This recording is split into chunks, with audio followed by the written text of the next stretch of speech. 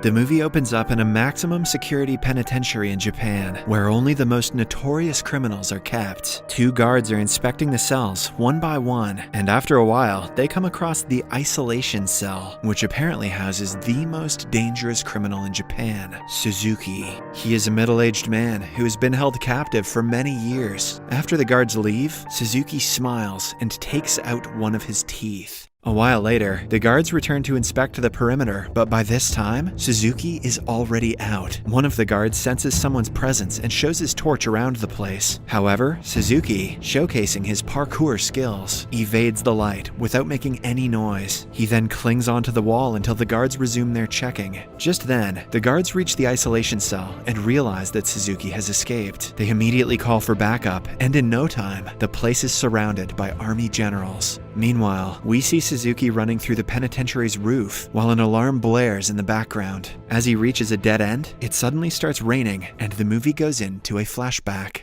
12 years ago, a new batch of prisoners is brought to a medium security penitentiary. Among those prisoners is Suzuki, who is serving a 10-year sentence. He is a shy individual who never utters a word and has a strange upside-down Mount Fuji tattoo on his chest. We also get to know that Suzuki is notorious for escaping prisons, as he has already achieved the feat thrice. The guards are well aware of this fact, but they are certain that Suzuki won't be escaping this time around. In the next scene, Suzuki is escorted to his cell, which is a small room with a ventilator at the top. He stares at the ventilator as if he has something in his mind. Outside, a guard talks to the prison warden, Mr. Kanamura, and assures him that they will take care of Suzuki. However, when he peeks through the door, he finds that Suzuki has already escaped. In no time, the penitentiary organizes a large manhunt to track down the runaway criminal. They make an elaborate point to circle the entire town, believing that the criminal is a genius, or maybe they're just idiots. But surprisingly, they find him within 20 minutes, without even breaking a sweat. For some reason, Suzuki was running straight through the train tracks. Later, he is brought back to the same cell, but this time, his hands are cuffed. That ought to do it. Meanwhile, when a guard peeks through his door, he finds that Suzuki has covered his head with a blanket. Enraged, the guard shouts at Suzuki to sleep with his head out, because he doesn't like playing hide and seek, but the latter doesn't listen. As a result, he is badly beaten up. The next morning, we see the warden going through records of Suzuki's previous incarcerations. After a bit of research, he finds a strange coincidence. Every time Suzuki escaped from a prison, he was caught at the nearby train tracks, almost immediately. At night, the warden, along with a guard, are on a routine checkup of the place. When they enter Suzuki's cell, they are taken aback to find that he has unlocked his handcuffs. The hot-tempered guard demands to know how Suzuki pulled off such a trick, but as usual, he remains silent. Because of this, he is once again punished. One day, Suzuki is seen playing with a small wire. He has somehow smuggled it inside his cell, and it is the same tool that is helping him unlock his handcuffs. To those of you who are thinking where he hides it, well, you know the answer. In the next scene, the warden leaves the prison to spend time with his family for a week. In his absence, the guards become complacent, and this gives Suzuki the perfect window to execute his plan. He takes out a roll of wire and tries unlocking the door with it. After a while, a guard finally arrives to inspect the place. When he peeks through the door, he notices that Suzuki has again slept with his head covered. However, this time he simply ignores it. Just then, we are shown that Suzuki is watching the guard from the ceiling. He has already escaped the cell, and now he is waiting for the right time to flee the building. When the guard leaves, he climbs further up until he reaches the top. He then punches a soft spot in the roof, makes a hole, and gets the hell out of the place. When the guards catch wind of this, they immediately raise the alarm. The warden also finds out about the escape and decides to return to the prison.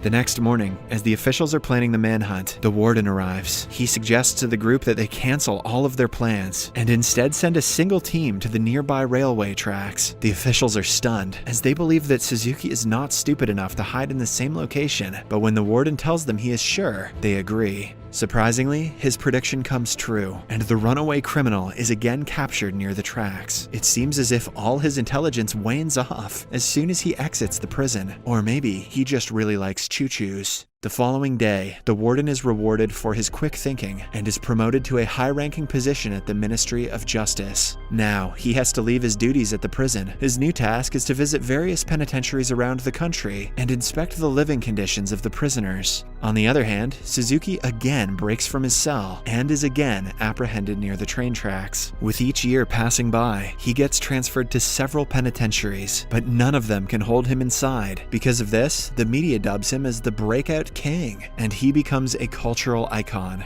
I'd have called him David Train. At one point, he becomes so popular that even the kids start idolizing him. Following this, the movie fast forwards by 12 years, where Suzuki is being transferred to the Central Penitentiary. This time, he is under strict surveillance, as a bunch of guards have been assigned just to look after him. Even his cell is a nightmare. It is entirely made of concrete and has several locks on the door. Here, we get to know that the cell is the same isolation cell that we saw at the start of the movie. As soon as the guards leave, Suzuki scans the entire cell and tries to find anything that can help him escape. One day, a guard arrives with food and places it inside Suzuki's cell. As he prepares to leave, Suzuki suddenly handcuffs him and tries to hurt him. As a result, the guard blows his whistle and calls for backup. In no time, several men arrive and beat Suzuki to a pulp. After he regains consciousness, he peeks through the small opening in the door and tracks the guard's movements. As he is doing so, blood drips from his face and soaks the iron bars. The next morning, the guards add a few extra screws in Suzuki's handcuffs, hoping that he cannot open it this time. Before leaving, they dish out another brutal punishment on him.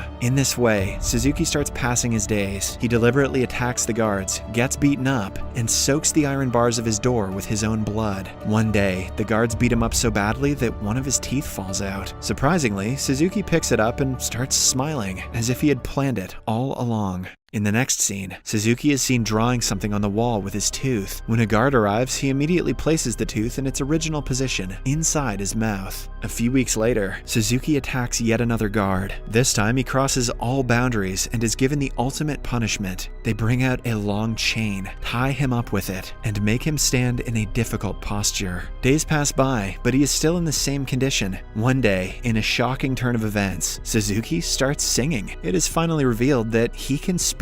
The movie then fast forwards by a year, and poor Suzuki is still going through the punishment. He has started looking like a castaway, and maggots are seen running through his hands, where he has been cuffed. Fortunately, that evening, the guards enter his cell and eventually take the chains off. As a result, he finally gets to rest after an entire year. Meanwhile, ex-warden Mr. Kanemura arrives at the penitentiary to inspect the facilities there. When he approaches the isolation cell, he notices a sick and fragile Suzuki. However, he simply ignores him and walks away. Next, we are taken to the same night that we saw at the start of the movie. When it starts thundering outside, Suzuki sets his plan into motion. It appears as if he has been waiting for this day for over a year. He takes out his tooth and starts opening the screws of his cuffs. Here, we get to know that Suzuki was not drawing on the walls, but in fact, he was just sharpening his tooth so that it could fit the screws. After setting himself free from the cuffs, he approaches the door and starts shaking its metal bars. Surprisingly, due to the constant dripping of blood, the metal bars have become rusty and they easily come off. With this, he escapes his cell and eventually the entire place. In the following scene, we are taken to the past. On the day Suzuki was born, his mother dies due to delivery complications, while his father is rotting inside jail. Due to this, he is raised by his extended family. One day, as Suzuki is practicing his parkour skills in the woods, he is suddenly approached by his runaway father. The two bond for a while, and Suzuki notices the same tattoo on his father's chest. Unfortunately, their meeting is cut short when some officers arrive and begin chasing the dad. Seeing this, Suzuki thinks he's probably not coming back with milk and vows to meet his father someday. Back to the present, Suzuki is again running through the tracks when he is stopped by Mr. Kanemura. The ex-warden asks him to stop, and surprisingly, he obliges. After a while, a group of guards arrive at the scene and take him away. Seeing that even the most fortified of penitentiaries could not hold Suzuki, the head of the criminal department orders Mr. Kanemura to escort Suzuki to the deadliest prison on Earth, the Prison Isle. The Prison Isle is like no other penitentiaries. It is located in the middle of the ocean, with extremely dangerous currents on all sides, and more importantly, no damn trains nearby. Furthermore, the nearby waters also contain sharks, hence making escape impossible.